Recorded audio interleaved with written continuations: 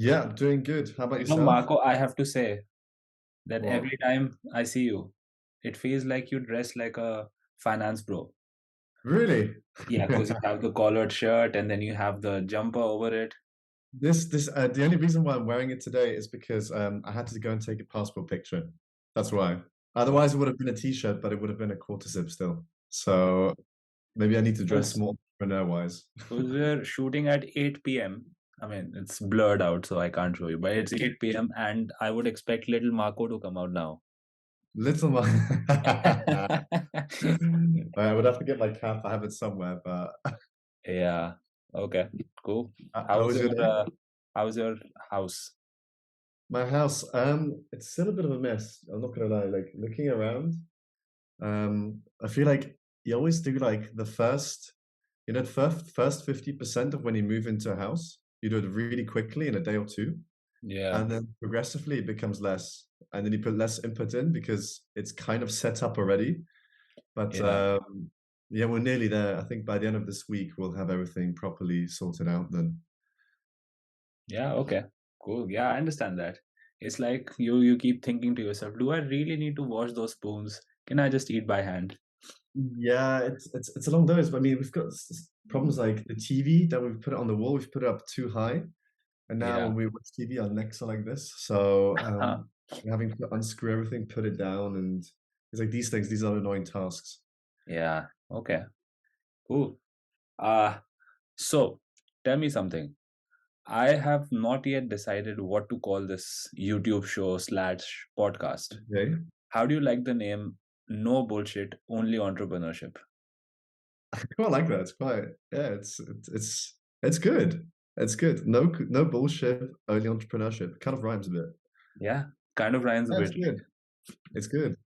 Yeah, I don't Is know. this how many is this one of the first few series now or episodes you're doing or You are episode 001. The ah first ever what an guest. honor. Yeah, What an honor. absolutely. No one else I would rather have on the show. This is good. Okay, cool. So why don't you start off with telling us about why you decided to come to Imperial after all? For Why? yeah, as in I know we've talked a fair bit about your childhood and uh, Mhm, your army career, and mhm. so yeah, why don't we just talk a little bit about how the last month has been at Imperial Yeah. for you, and how you see it going forward. Okay, like why Imperial and why the last how was the last month? So I mean for me Imperial, I've looked at all the other courses that there are for entrepreneurship and so on. And for example, the one in Cambridge is an MPhil. Yeah, So I'm not really interested in the sort of philosophy parts and how to innovation thinking and entrepreneurship comes about. And for me, Imperial was the course itself was the most hands-on approach course I could find, but more so importantly, it's Imperial and it's within London. yeah, And I feel like, they say the world is your oyster. I feel London is your oyster for what we want to do in this course. If you want to go and attend a conference, you can. And there's so much out there. I mean, for example, this Friday, I'm going to a symposium or a conference at the Swiss Embassy where they talk about privacy and so on. And yeah, I don't think I would if you go to a different university, which is let's say outside of London, you wouldn't have these opportunities, or you would have them, but it would be a lot more difficult, with the commitment and so on. And yeah, I quite like London as a city. yeah. So I think You've been it here gives before, though. I was yeah, I going saw through your Instagram and I saw that you have a lot of photographs over the years in the tube and whatnot. yeah, a lot of fun. I thought I'm very low key on Instagram. I only got it like a couple of years ago, but yeah, no, and I kind of enjoy this. London is this sort of like coming from Switzerland. You have to understand, like Switzerland is it's quite bland a bit. It's quite homogenous actually, and it's not really everything is sort of the same. It's and here like you have like different cultures. I mean, you go from one borough to another borough, and I feel like the cultures you have here, you can be so different that you're almost not different anymore, that you just fit into all of London. Do you see what I Yeah. mean? Yes, Whereas, I do definitely feel that because India, of course, is very varied. The kind of people, like every state has a different sort of a culture and a yeah, subculture. But on the whole, yeah, I mean, we are more or less the same, I would say. The way hmm, we look, at least, doesn't differ that much. Uh, yeah, but coming to London, it was such a big culture shock that there are people with like you could see literally the same person with a different color hair the next week, yeah, and exactly. And so it's just so it's like a melting pot. You see and it's so completely many people. normal. You know, it's normal if someone in the tube has got blue hair and the other one has got a pink hair. I'm not even kidding. The other day I saw a guy walking with four of his friends in the tube, and the four friends were dressed normally, like they were off to work, Yeah, and this yeah, guy was dressed. That dress that women wear during Oktoberfest. yeah, yeah. The So this Dindel. guy, for some reason, this balding 40-year-old was wearing that skimpy Oktoberfest women's dress Yeah, yeah. and walking with his four friends. And then, and for no reason, I could not figure out why. Well, isn't Oktoberfest was it's in September if I'm not mistaken. So I think he might have gone to an Oktoberfest. And then the rest nearby. of his friends decided to not show up in the Oktoberfest spirit. Yeah, Just him. yeah. No, that's exactly what makes London cool, and I find that especially as we've spoken of before as well. I feel like the course. I was just speaking about this again today. I feel like at King's, I did international development initially, or as a course, and for Right. my bachelor's, and there we were very mixed. But I feel like now in this course especially, I think it's a bunch of extroverts from different cultures, and I feel like I've learned a lot from different cultures already, Yeah. which is I won't say everyone's an extrovert though in our course. no, maybe There's not an so many extrovert. introverts too. Yeah, true, that's true. Okay, let's put it. How can I put You it just differently? don't talk to them, Marco. That's the thing. No, I do. I do. Maybe I need to like voice up them all the introverts. I'm really happy. And answering like your second question, has the last month been? Um, Very good. It's been very much what I've sort of expected, but also what I kind of what I was after. I mean, and I was speaking to my sister actually yesterday, Yeah. and and I told her after having worked 2.5 years in banking, only this 1 month in Imperial in our course has been a lot more fulfilling in the evenings. You know, when you go to bed and you kind of like think, what have you done during the day? Mm, What were the conversations you've had? Um, yeah, it's very stimulating, I have to say, but yeah. it's it's also tiring. I'm not gonna lie. The first, How come? Like, what do you find? Like, is it the commute or is it just the mental strain of the work we are being put through? I don't know. I think I'm getting better now, but I feel like, you know, when you work, you do, but you also think when you work. I mean, in banking, Yeah. you have like, you know, it's a lot of the Excel stuff, and you go through the motions, and you kind of know what's coming in, and there might be, Yeah. you know, it's a bit more difficult, but you manage to get around it. And of course, you have to think, but I feel like I'm so engaged with the material at Imperial now. It's not just thinking. You really have to think quite deeply, I find. And Yeah, that's true. I I went through a similar phase when I worked in consulting for about a year and a half, and I mhm. literally could feel my brain cells dying off because Yeah, the only thing I would do was click the keyboards and input data into the Excel and then analyze the Excel data. And so the only sort of learning was learning data analytics. And then after yeah, yeah, a yeah, while, that became so mundane also. And so when I left that and when I joined the startup, I could literally feel like my brain was starting to work again, but it was rusty. So I yeah, had yeah, yeah. to grease the wheels a little bit before Yeah. I could get it up and running again. And yeah, I totally get what you mean. Ah, Mhm. No, it takes it really. I think it just took some time to get into the swing of things again. But I mean, at the end, I think it's just routine. But then also the socializing comes on top of that. I mean, is this the kind of social life that you usually have, like outside of university? The kind, like, I mean, I think we're out almost every Friday, and then couple of other days during the week as well. Normally, Yeah, normally. okay, when I say normally, let's say the last few years, like let's say since UBS working, um, I would I would go out, but I might see a friend, on a Wednesday or on a Thursday, and definitely Friday and Saturday and so on. Yeah, But I mean, today they had, what is it? Beers and pie, I think, a meeting. yeah, Yeah, like I mean, I didn't go, but it would have been too much for me. But it's just also like, not just like these events, but it's also getting to know the people, finding the like-minded people, figuring out the course a bit, because at the end of the day, there are like 86 people in our course. yeah, And I always find it interesting to analyze, what are the dynamics and where do I fit in, and sort of, yeah, getting to know the others and so on. yeah. It's takes time. Do you do you feel like you have particularly made any good friends, or are you still sort of in the phase of, you know, Yeah, for talking sure. to a lot of people?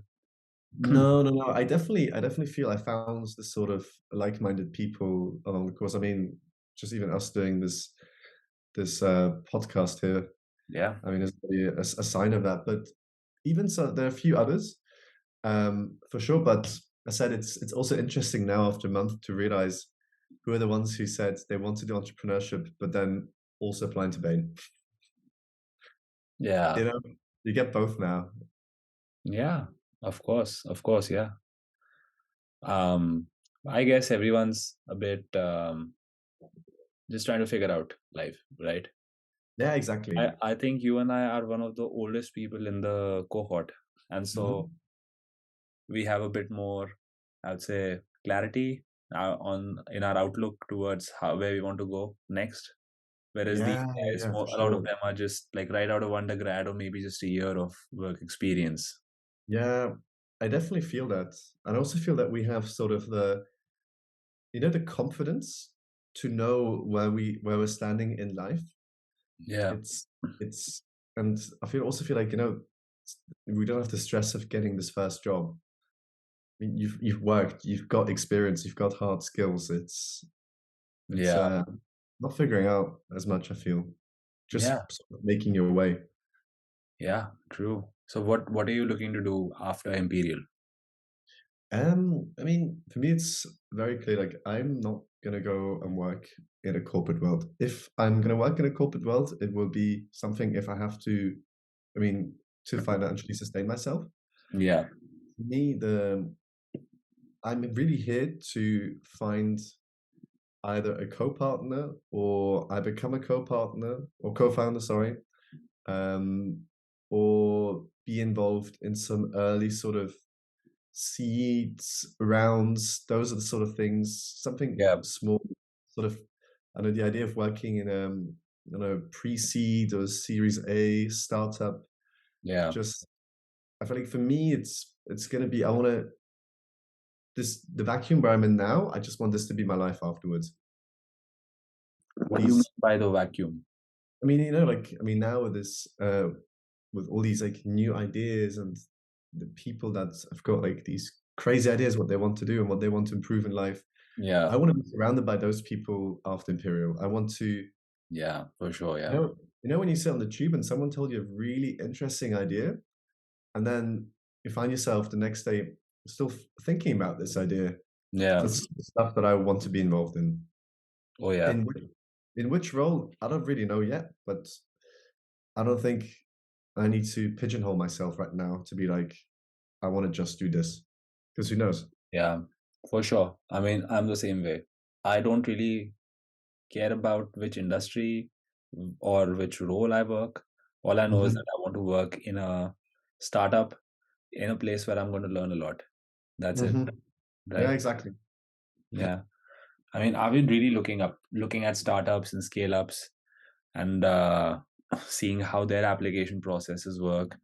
And Hmm. like you, this was one of the biggest reasons for me coming to Imperial. More than I would say, even the brand name of the college and the course that we are doing, Hmm. which is Yeah. immense. But just the fact that we are at the epicenter of the startup hub of Europe, Hmm. Yeah, and yeah. I would say London is the biggest startup hub outside of the United States. Yeah. Uh, and so I just wanted to be in the proximity of so many talented 100%. entrepreneurs, like you said. Mhm. I just hope that, by osmosis, so just by being around people That's like that, true. But I've also that had you learn. I've also had friends who studied at Imperial before, Yeah. and actually my flatmate, he studied there before as well, and he said the more you put in, the more you get out, and Yeah. that's exactly my sort of approach for this year. Yeah, It's true. full on, head on. Yeah. Are you applying for any of the leadership positions, like in the clubs?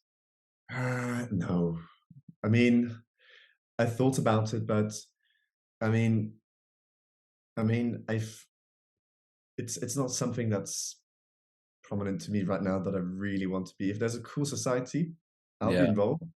But I mean, I in my previous university, I was in the committee of the hockey club, and I saw how much work that takes and commitment, and then you're Yeah, of bound course. by people that elected you and so on. And for me, it's much more. It's just tying me down a bit. I don't want this responsibility. And I mean, I said I've got some leadership experience before, so I'd much rather Oh, let someone else who hasn't got this, you I would know. say you have tons of it. Yeah. So no, I'm not. Okay. Yeah. I just applied to the Innovation Club, the Innovation and Entrepreneurship Club, because that Okay. somewhat takes you closer to the world of startups. And Yeah, that yeah, was the only reason. But apart from that, I didn't apply to any of the other clubs. yeah, yeah. When are the Yeah. results out? I think I think maybe in a few days, a day or so. Yeah. I think Tomorrow's the today third, today so was the deadline for the okay. application. Our uh, our classmate Paul is the head, so hopefully there'll be some nepotism at play, and I'll get in. Just a bit of imperial nepotism. Just a bit of classmate nepotism, I would say. So, tell me about your. I was looking up how, like, this really blew my mind that in Switzerland, all men after 18 are supposed to do some military service. I had no Mhm. idea about that before I talked to you. Yeah, yeah, yeah. Yeah, Not many people realize this. yeah. And so every Swiss guy that you meet, well, most of them have gone through military service, which is so amazing. Yeah, My father is a retired army officer. I've spent my life around the army and armed forces. The last startup I worked with was was working with a retired army officer. yeah, yeah, yeah. It was his Remember you startup, saying and that. so it's really fascinating for me. Tell me more about it. How it was More for you? How was the training, and was it really rigorous? How did you Um, sort of? it's I don't know. I'm sure it must have changed you a lot as well. Um, I'm just trying to think.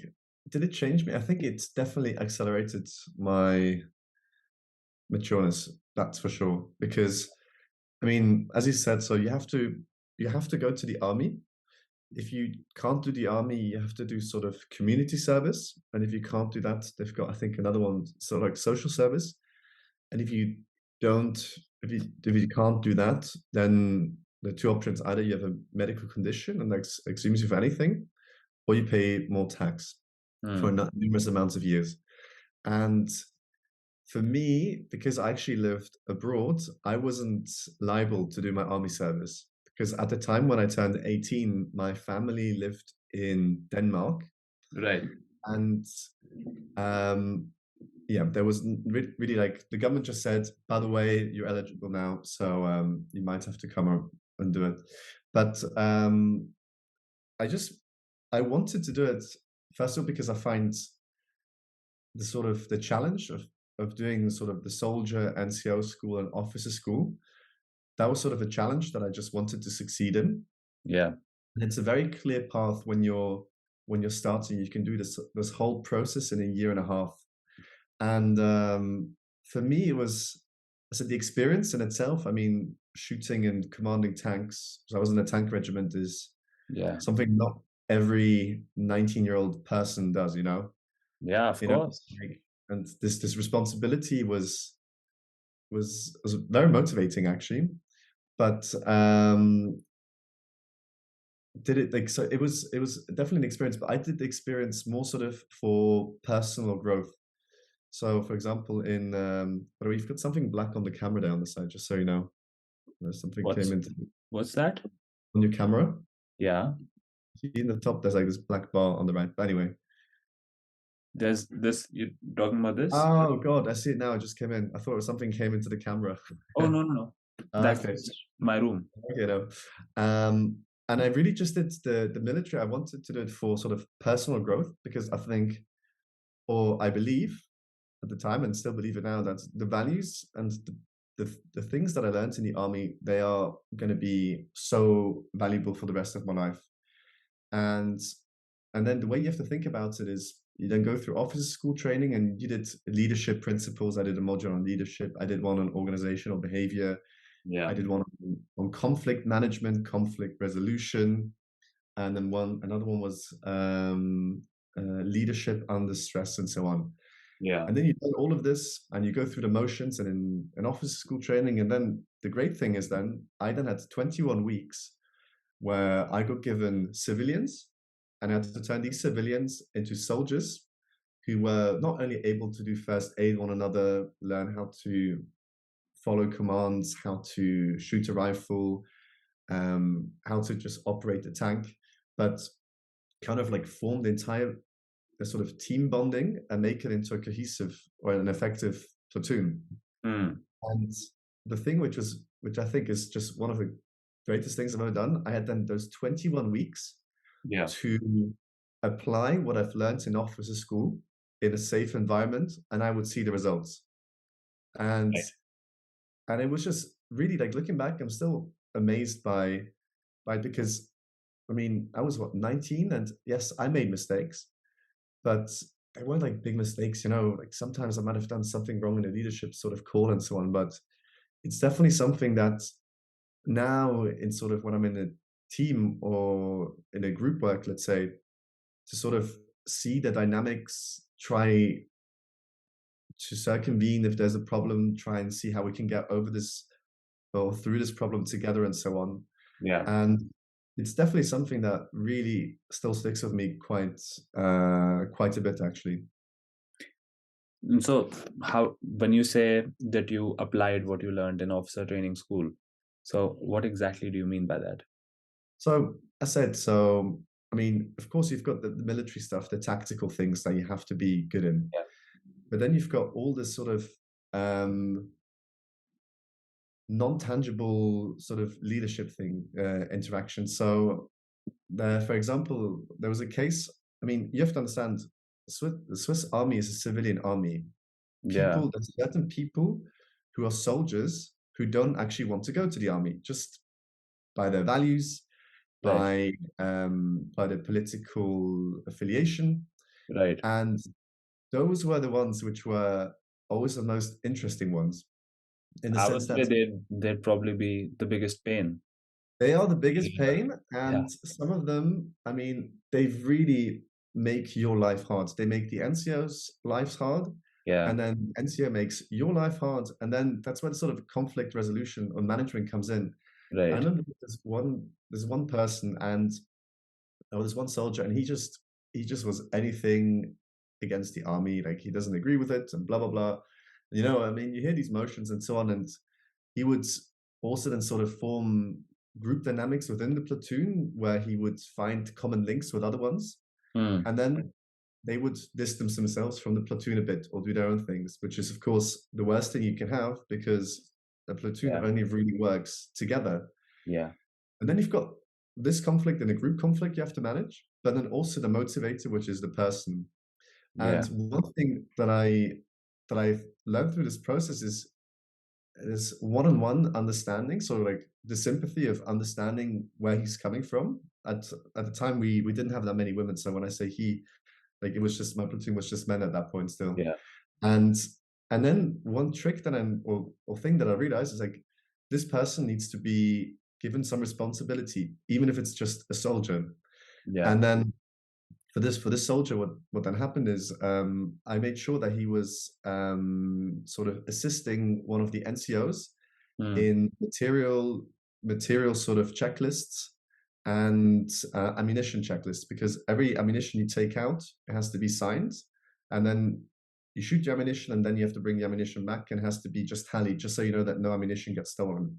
Yeah. And by just giving this person a bit of responsibility and sort of um, an understanding why this makes sense, I was able to motivate him to be an effective part of the platoon, you know? And these are the Yeah. small sort of things no one can tell you this. This is part yourself and part things that you've learned. And then you have to find a midpoint to make it work effectively. But that is such a nice example. And I guess that can only come from either having been in the military or if you've been around a military or an armed forces environment. Hmm. Because that is exactly what my mentor used to tell me at my last startup. So Okay. he served in the army for 25 years, and he served in intense counterinsurgency operations for around 17 years out of those 20. Wow. And Yeah. so he would just when he would describe his time, his service career, time spent in those intense operations, he would only say one thing. He was like you, Marco. He was at 21. He had a entire section under him, and Yeah. the section was full of people that had been doing a particular task, a Hmm. very technical task, Hmm. for about 10 plus years. And Yeah. he was a 21-year-old. He had just done a 6 months training on that, and he was Yeah. supposed to lead them. And so when Yeah. he spoke about stuff like that and how, going into operations, yeah, like he would say that I used to wonder if I die in an IED blast, or if Hmm. a bullet hits me today, Yeah. will my family even know how and where I died? Yeah. Yeah. And so those in the intensity of emotion that comes to you when you're serving, the intensity of the camaraderie that you would feel with your colleagues in the army, that Hmm. is something that no one can even describe. I Yeah. have just a fair amount of second-hand understanding because I've been in this environment since I was a kid. But Hmm. probably no one else than you will be able to describe it. And what you said is so right.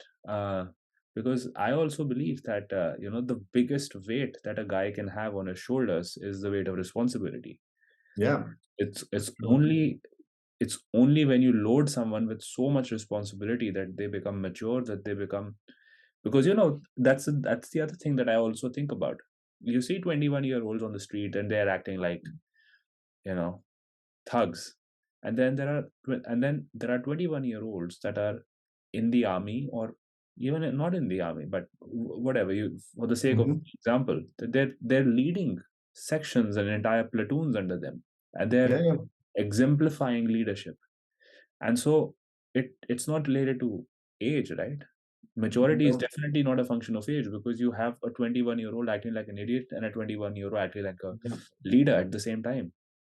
Yeah, totally. And I can only add on to this. I mean, of course, like Switzerland, yes, like it's a neutral army. The only thing you can do is peacekeeping abroad and so on. But the one thing which was always the biggest stress, and I really remember, like it was that was tough, is that I said it's a civilian army, and you operate machinery, 4 or 5 of them, which are over 60 tons, and they shoot 120 millimeter rounds. Like at the end, Yeah, the impact, this is brutal. And for me, the responsibility of just making sure that there are no accidents and that all of them are trained well, yeah, and sort of training them and understanding the cause of why they're doing it. For example, a lot of the times it was you have certain processes that you have to go through when you operate, let's say, a tank and so on, or even a weapon, like let's say a pistol.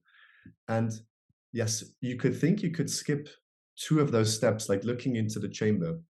It's a bit of it's annoying to do, to look into the chamber, but you have to make sure that there's no bullet in there, or that the bullet isn't there fully, you know? yeah, And you can so easily skip this, but it's exactly in these moments where the accident happens then, you know?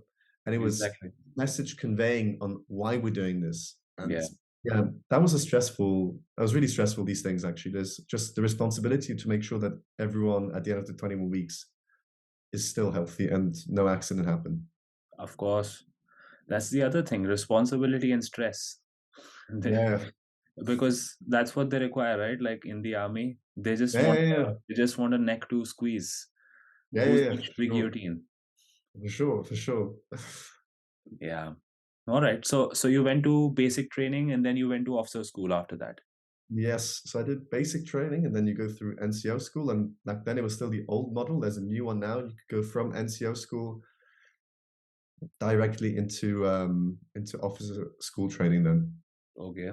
from there, then after 21 weeks, and then every year after that for another, not sure, I think 200 and something days, 240 days, Yeah. you have to go back into the army and do a repetition course with your platoon then from your battalion.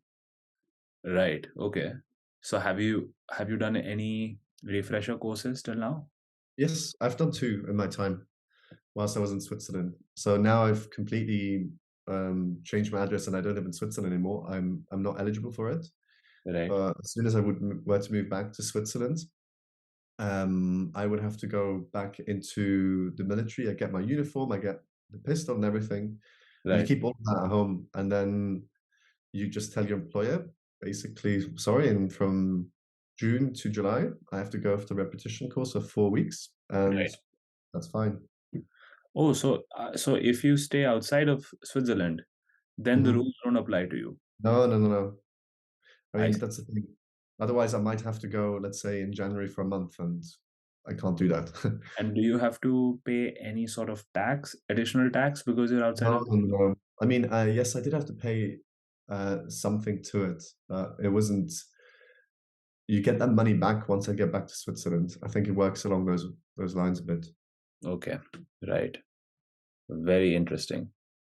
So tell me, we spoke a little briefly last time when we were out drinking, Yeah. like every other day.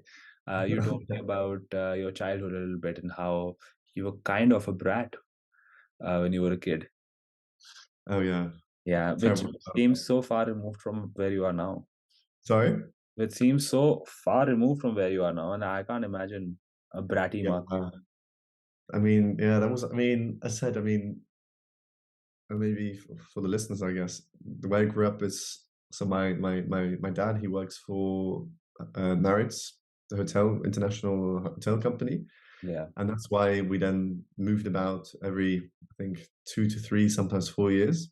yeah, And when you're small, it's kind of it's easy. You go if you're a child who speaks Swiss German, you go to French school, then you will learn French sort of. But the older it gets and the less playful it comes and the more serious the academics become, it also becomes a bit more difficult to do the academics whilst also learning a new sort of language. yeah. And yeah, and then for me, I think as much as I'm the person now, and I'm so happy I've had all of these experiences, sort of Mm, understanding sort of different cultures and having been integrated in different cultures, it definitely shaped me massively.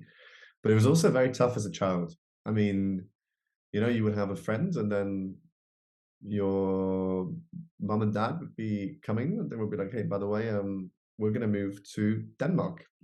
dude, And that's you just described half of my childhood. yeah, My dad was in the army, and then every 2 years we just up and leave to a new position, to a new yeah, place. there you go. You know exactly what it's like, and I mean, you know exactly the feeling of being the new boy or the new person in class. You come to new Yeah, school, it's the beginning of the academic year, or even halfway sometimes. It's like, hi guys, I'm Marco, and you just get placed into class and you have to find your way around, it's all yeah, about yeah, where do I fit in, where do I not fit in, especially as a yeah, child. yeah. Yeah, and then I said, yeah, that at times I was a bit of a rebel and difficult time for my parents as well then. So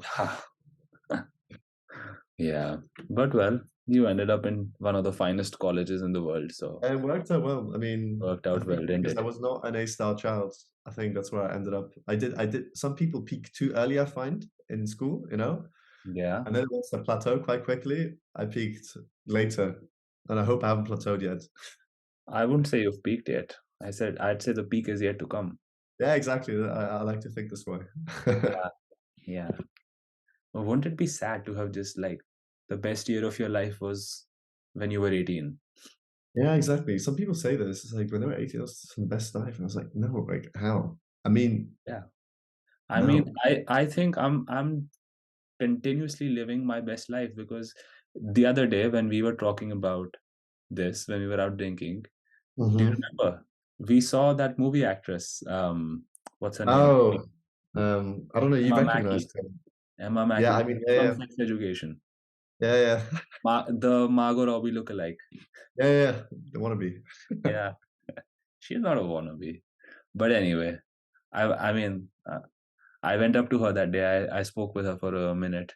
She was very nice, and it Very was nice. like, is that common in London? Is that like you just see celebrities walking down the street? What, I mean, maybe around the sort of South Kent area or sort of West End, I think it's a bit more common. Maybe, I mean, I think it's all around a bit, but around this area for sure. But I just have a question. When you say nice, what do you mean by nice? You know, when someone says it was nice, like, what does that mean? I mean, she didn't shoo me away, so I said, I said, are you the girl from Sex Education? She said, yeah. I said, great. I said, can I get a photo with you? She said, no. She Oh, said, was she nice? Okay, is that still she said nice? something like, I'd rather not. I'm here for a wedding. All right. Very nice to meet you as well. It was very thrilling to see you. Yeah, okay, take care. I mean, it's just that, she doesn't have to be nice. She just has to like there was a big bodyguard with her. She just had to look at him and then he would have probably Then he would have flicked you away. flicked me away. Yeah. Probably. So it's not a common scene in India. You don't No? see, yeah, you definitely don't see celebrities just walking down because in India, if she were an Indian celebrity and if she were walking down the street, people would mob her. She couldn't just Really? roam around with a single bodyguard. She they I see what you they mean. they have like a complete security detail Really? and they move Yeah. around. Yeah, Okay. yeah. I mean, unless they're like not like still in the stage of growing their popularity, they may Mhm. not. Or if they've gone to a completely rural place, Yeah. generally speaking, they don't really like you've heard of Bollywood. It's crazy. Yeah, yeah, yeah. Maybe it's an English culture a bit as well. I'm just trying to think. Talking Whenever about Bollywood, there's a place in Switzerland which is very famous because of Bollywood movies. Do you know about it? No, actually I don't. What are you talking about? Oh, it's really still out there. Oh. I just Uh, realized we were speaking for the last 4 or 5 minutes without recording. should we do it again? Should we have a No, recall? that's fine. That's fine. I don't even remember what we just spoke about. Bollywood in the Swiss age. That's how you know you're a noob at podcasting. Yeah, newbie. Yeah, It's rookie era. What newbie. happened next time? What? Yeah, yeah. No, but you were telling me about the different parts of Switzerland and how there are so many different languages that are spoken. But let's say you're from a German-speaking part. Hmm. Does that mean that you don't speak French and Italian at all, or you won't even No, no, no, no. or won't even be taught that in school? No, no, no. For example, like in the Swiss German parts, you have to learn the French, and only then afterwards you start learning English. Okay. And I mean, to be perfectly honest, the Swiss Germans they can't speak good French, let's say, you know. But Okay. I think it's still some degree where they cannot hold a conversation in French sort of that still exists. I think the Swiss French, I think they learn German and then English, or maybe they can choose between German or Italian, and it's kind of weird because you have to understand Switzerland. It's because there are only about 8 million people, but we have so many different cantons Yeah. that every canton has got its own education system. So think about it that When in you every say canton, do you mean like area of Switzerland? yes, exactly. So Zurich is one canton, and Zurich has got its own education system. And then Okay. you go by car 15 minutes drive north, you get Yeah. to, let's say, Aargau. There they have a different school system. I mean, it's still Okay. sort of the same, but there are certain things which are different. And then, for example, if you then want to go from from one canton to the other one, it might be difficult for a child because the way the education system was built up, it's different. Oh, yeah. So we like to make our lives really complicated for no reason. Hmm. So Like, if I you don't go from a understand German why. speaking part to a French speaking part, so then the education system will be completely different. Yes. I mean, I kind of spoke about once with a friend. I think it would be really beneficial if every Swiss child would have to do a home away stay Yeah. in a different part of the country. So if you, let's say, if you're a Swiss French student, that you, I don't know, live for 6 months or have the opportunity to live for 6 months or experience for 6 months the Swiss German part, Yeah. I think it would be beneficial because sometimes it's quite segregated, Switzerland, as in I I'm imagine it Swiss would be French. because the language segregates you, right? Exactly. And then, but then you're still, you're still proud to be Swiss, but it's very much sort of the the, the proudness. In Switzerland, yeah, it does exist, but I think it's more, you're more proud to a degree sometimes that you're from Zurich and then someone's from Geneva and so on, it's, Right, right. Of course. I guess that does happen a little bit in India as well because we have yeah, I was about to say. the North Indian states that speak Hindi predominantly and different Mm, dialects of Hindi. And then as you yeah, start going down south, each state, like you say canton, we say states. And then within yeah, states, there are smaller and smaller districts. yeah, I guess we call them districts. Like in mhm, Lando, how we say boroughs, yeah, yeah, there's a different borough. So like there's different districts in each state. And each district that you go to has a different language. yeah, And so the language changes like every 20-25 kilometers that you travel in India. that's crazy. And or they're speaking a different dialect. So because there's so much diversity, uh, a lot of people, there's no national language, for example. Mm, So there are listed languages in the constitution. Hindi is one of them. yeah, But then there is definitely a language barrier. Like you go into a South Indian state and they speak that particular language of the area. And if you're from North mhm. India, it's very difficult to bridge the gap. Um, And also so you this, have to sort of communicate in broken English and then broken Hindi with it's, each other. it, Just, a couple of words in their language. And so, but it does make life very, very interesting because you end up learning so much. Like I ended up learning the languages of the areas I would travel to the most because of work. yeah. Yeah, it was very fun. Yeah, and with that, I mean, you can also get sort of different cultural insights, I guess, as well, which are not common, for example, in the north and to the south. Yeah, yeah, yeah. That's and like traits, cultural traits are completely different and so on. Oh, yeah, definitely. Like each region has its own, like so many things that they do that, Yeah, that's you super know, interesting, these things. yeah. But that's the thing. I mean, I kind of miss that because India is such a huge country. That's And massive. so Yeah, you think about it and you're like, yeah, from west to east and from north to south, it is a big country. It's going to take a lot of time to traverse the entire country. yeah, yeah, yeah, yeah, for But sure. here in the UK, you could probably like cover from head to toe the entire country in maybe 10 hours, 12 hours. For sure. I Yeah. think you can probably drive all the way from Yeah. Scotland all the way down south. You can Yeah. definitely do it in a day. And so that just seems so tiny Yeah, compared yeah, yeah. to where, Insignificant almost. You know? yeah. And so it mentally seems like, oh my, are we in such a small space? Yeah, but I think like London is especially suffocating, I find as well. Not just like knowing this, how small England actually is, Yeah. but also like how suffocating London can be in the sense that, it's just a concrete jungle at times. And It everyone sits is. on But top of have each you other. checked out the parks? I love going into the parks, and each Yeah, no, no, borough has such a sure, nice park, right?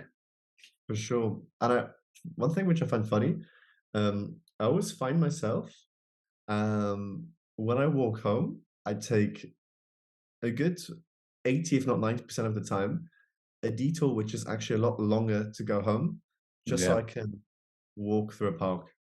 It's so nice. Uh, Yeah. the parks are so nice. They actually make London for me because otherwise it Yeah, would have been, I would say, a depressing place to stay in yeah, yeah. But you because need it's just a concrete jungle and the buildings are kind of ugly. You have to agree. Yeah, I mean, it was. I mean, I think in South sort of like so where we are in West London, I think it's a bit more. You're a bit more lucky. Yeah, But if you certain parts of London, yeah, especially when it rains, it's looks quite desolate. it's not the happiest of places, or the aesthetically pleasing, when you look at it. Yeah, that's true. And the other thing I noticed about London once I came here was that it's very quiet. It's not very loud compared to Delhi, and also compared to like I'd been to NYC as a undergrad, Yeah, yeah, and I just had that in mind that you know how Times Square is. At you yeah, yeah. go there at 1 in the night, 1 in the morning, and it's all lit up. There's so many people walking around, and it's like it's open 24/7. But Hmm, hmm. over here in London, you know, you see shops closing their shutters at 4 p.m. Yeah, I think I've never. I mean, you're doing a lot of comparisons here. I mean, I just came from from Switzerland where we're used to every shop being closed on Sunday. Oh, okay, I see, right. Yeah, yeah, This and must be much more livelier for you.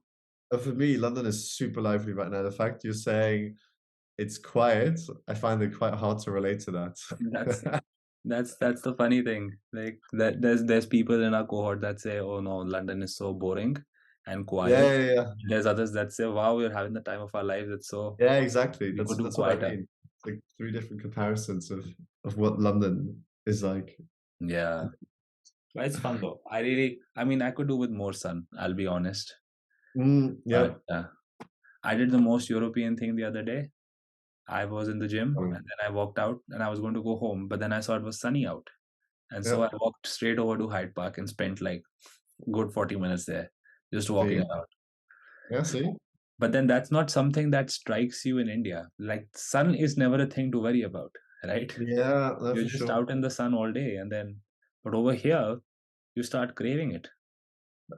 That totally. But then at the same time, when when it rains and leaves start falling and it's autumn and so on, Yeah. you walk through the streets, then also sort of has its own charm about London a bit. Yeah, It's like perhaps. you can sort of, I don't know, like romanticize it or just put it in a setting where London when it rains and sort of a bit windy, you have to pack yourself up. Like it's it also has something, I think. Don't you agree?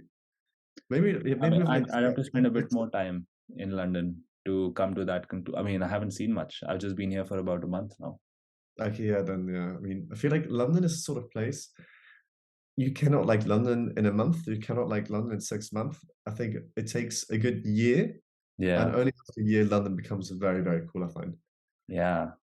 But you've been here for your undergrad, so you know London pretty Exactly. nicely, inside and out, right? Exactly. But I mean, even in the first few months, there's so much to take in London, and the north is different to the south, and the east and the west. Yeah. And once you sort of have the appreciation and the understanding of that, of what What's else there is. the what's the sort of characteristic that you would say of North London, of people from North London versus South London versus like all the different because I feel like every city does this. In Delhi, Mhm. there was this like sort of friendly banter that would go on people from different parts of Delhi, and each had Yeah, a particular stereotype. And so, is yeah, that for true in London sure. as well? I mean, sort of West London is definitely sort of the more bougie sort of part. That's definitely has been the case and Yeah, still is the case. I yeah, mean, some people they come here to be seen, and some people never leave West London, for example. Like London to them is West London, then that's it. yeah, Um, I find sort of East London is definitely more the sort of hipster alternative sort of way of life, so like Shoreditch and so on. It's also big, like knife scene there. But I right, also kind of ties in with like North London, but then in North London, it's you also have some of the big football clubs, you right, know, yeah, and football. I mean, football is all around London, very predominant in the west as well, and northeast and so on, and yeah, in the east. You have like sort of Tottenham and the Tottenham and then yeah, also sort of way of life, sort of these big neighborhoods that their life revolves around yeah, football. yeah. And then sort of South London, you kind of have then sort of a different sort of mix again and melting pot, sort of Brixton, like it's yeah, I mean, I definitely feel like the divide is like I'm a North London person or a South London person. I think that is still very much a very common thing. This argument, it wouldn't be like I'm an East London, you're a West London person. It's like it's not that. I mean, it does exist. I think. I mean, I've Yeah. never heard it, but the sort of North London, South London rivalry, I think that's very prominent. I think. And so what is a typical North London and a typical South London person like? Like what are the stereotypes? And I don't want to put words in people's mouths. I'm just trying to like see. I mean, I think they're actually quite alike to a big degree. You Yeah, all know, right. Now give me the politically incorrect answer. Uh, I mean, I lived in South London, so I can only really speak sort of from South London, North London. I don't know that well, to be honest. I've got some friends up there, Yeah. but I feel like South London is very much sort of. For example, I lived initially like a couple of years ago. I lived in Evelyn Castle, and definitely a melting pot full of cultures and uh, different origins and so on. Yeah. And one thing that really made South London for me, I would always go to this Jamaican jerk chicken place, Yeah. and I would walk into the shop, and as soon as I stepped foot in there, it was just this elderly mum cooking on big pots, and I feel like time just like slowed down. You're just in Hang there, on. and Is that where you learned your Jamaican accent? yeah, I think so because I spent a lot of time in there, and it was just like a very like I don't Because the other day you brought out little Marco, which comes out after a few drinks, That's and South little London for Marco you. had the best Jamaican accent I've ever heard. Yeah, I mean, that was definitely there. Like, it's it's very much like a community. I feel at times. I mean, of course, there are many problems. There was crime in South London, and as much as you have down East, North, and West London, and so on. But Yeah. yeah, I would just go to this Jamaican place, and time would slow down, and I would chat with her, and we would talk about I don't know God and the world, and I would eat my chicken, I would leave, or I would take it with me, and it's like. But you also have that in North London, so I can't give you actually a good answer to that. Okay. I wish I Which could. Yeah, but we've got to go. We're gonna go check out that place then. Definitely, it's the best jerk chicken that I know in London, Yeah, and it's let's so do it. sweet. Let's do it one of these few upcoming days. Yeah, more than keen, more than keen. Dude, can I, before I let you go, can I talk to you Mhm. about an idea? Go for it. So, you know how we were talking about design thinking and gamifying design thinking? Yeah. So today I did a thing. I made a, let me show this to you. Hang on. Mhm.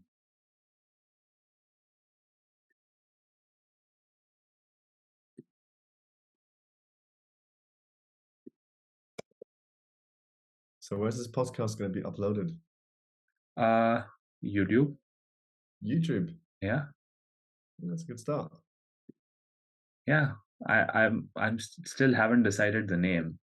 I'll probably just pick something just before I have to publish the YouTube channel. Are you still in stealth mode? What? Yeah, I mean, I guess. All right. Um, Let me do this. Hang on. Where are you? Yes.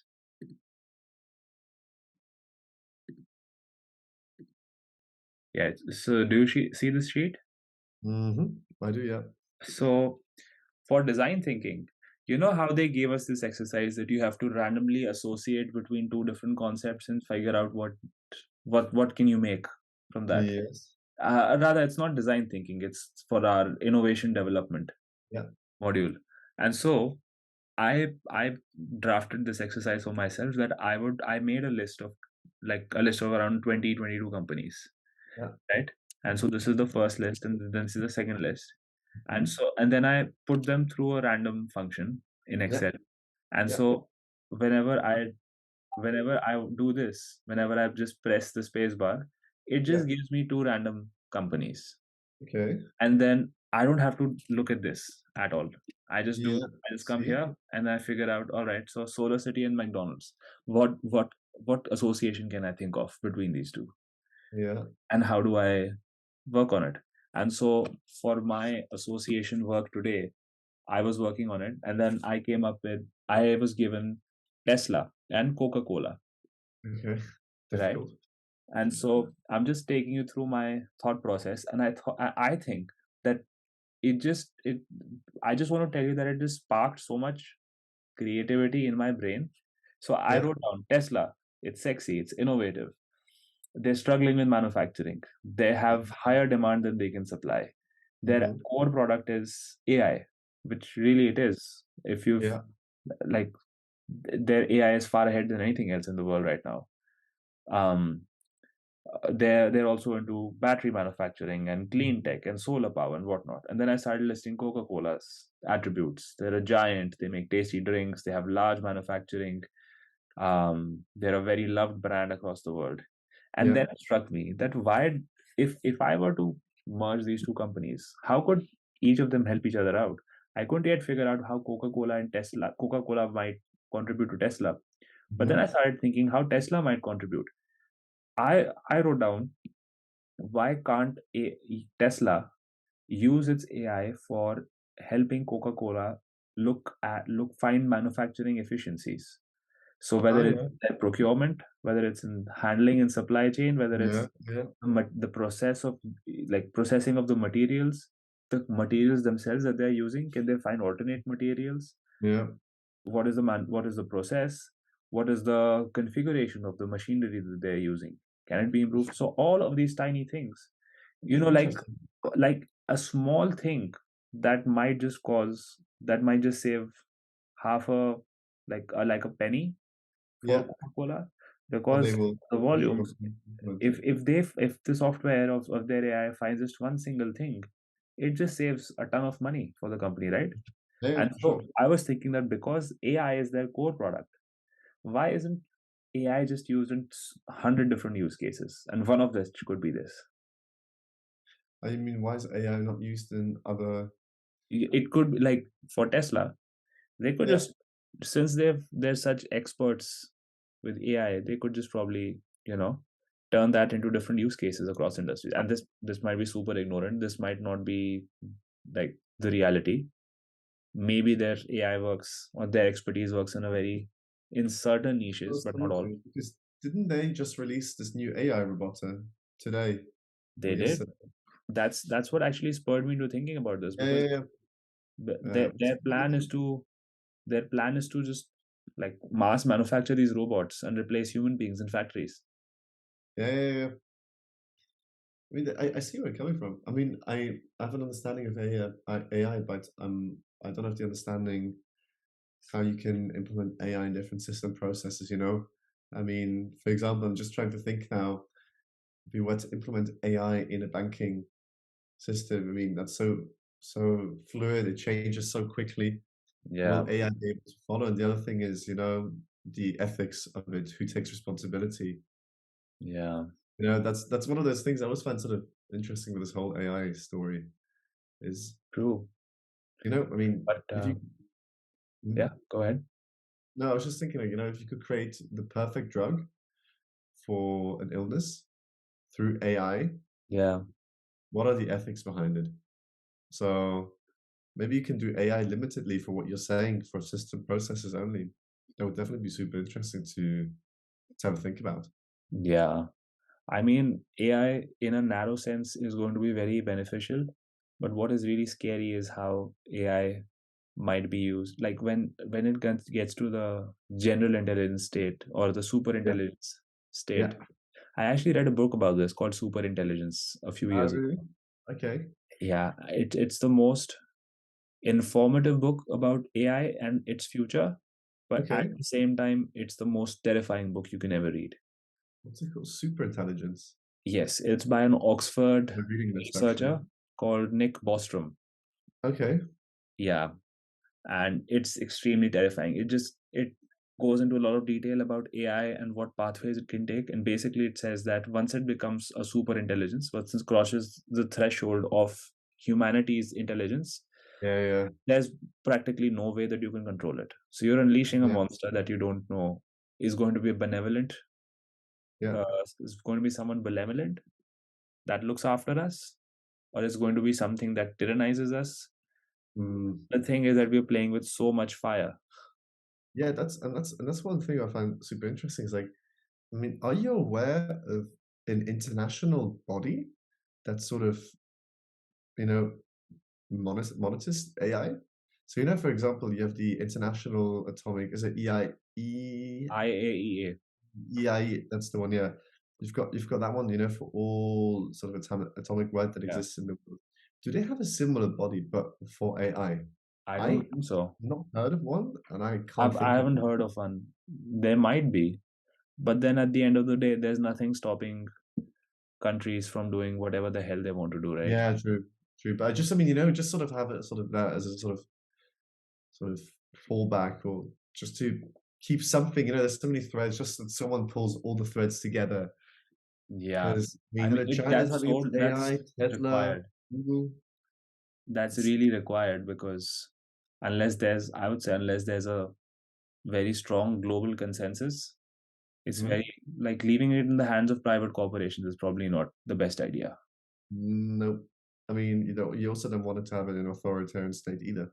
Yeah, true. I And think we then should just stop all progress I on think AI. we should stop AI forever. Yeah, Yeah. but I think that's the thing also, I was talking about. That just like doing this exercise on a piece yeah, of paper spurs so many ideas. yeah, And that's what I love about. That's personally like the biggest thing that I have taken away from my time at Imperial. Like doing these sort of brain stimulating exercises that they're yeah. somehow supposed to become part of your routine, how your brain works, right? I definitely feel that, especially also in these syndicate meetings now in design thinking, and we've gone through so many stages now. We started over again, and where we are now to where we started off Yeah, was the initial idea where it's really it's really nice, and everyone just adds a bit. But I definitely feel like we can do this in this sort of syndicate groups, you know, and not hmm, syndicate, sorry, in the sort of the startup group that we have. yeah, Sort of get some associating done. I mean, either through companies or sort of problem statements, you know, work around problem statements. yeah. That's why I showed you this Excel sheet because I Mm, thought that I'll make this even more robust, and then we're having a meeting day after. Is it?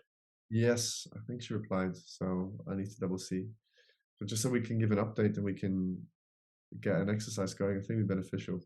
Yeah, we can do this exercise. We can do the one about problem statements. I was actually thinking my syndicate group Hmm. had so many design problems that we just could not finalize, and so I Should have a maybe list of go like for that. 20 that we could just go through in our meeting. I definitely think, I think what we should maybe do, we should try and make it a knowledge bank of ideas Yeah, of every from every syndicate team that's around there, or the ones that are at least included in these sessions, you know? yeah, We just sort of have it there and we can work around the projects. Then we something we have, or like around the problems, I mean. yeah, definitely. Yeah, I for think sure. that's important. It's the way forward. There's so many good ideas.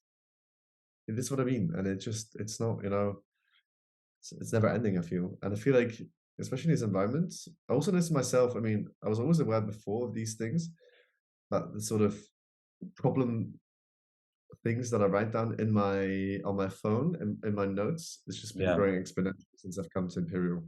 yeah, You know, it's that's great. I really like how it's forcing everyone to sort of become better thinkers. I mhm, think that's the best. sure, That's the most important part about for being an sure. entrepreneur. It's like right here. Like everything else you can learn, but if you don't know how to think, if you don't have vision, if you don't have foresight, Yeah. it's very hard to become an entrepreneur. It's just this sort of like, yeah, this new way of problem defining and problem solving, you know? Like there's so many different processes and ways you can attack this, you know? Yeah. Definitely, I think it definitely puts us in a good position, sort of, even for later, even for the ones that don't want to do entrepreneurism, you know? Yeah. It's completely fine, at least. when they're in business and then there's a problem, they have a new way to come up with a True, solution or true. approaches at least.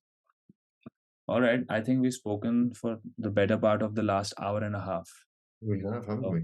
yeah, So this is going quickly. to be a long episode for the like one or two viewers that this show is going to generate. Don't worry, we'll spread the word. Grow it organically, as you said. Yeah, yeah, yeah. Sure. All right. I'm going to stop recording now, Marco. But thank you so much for coming for Thank you for having me. the very first episode of a YouTube show that is yet to be named. But we'll call it Okay, Bullshit Only Entrepreneurship for now. fantastic. Thanks a lot.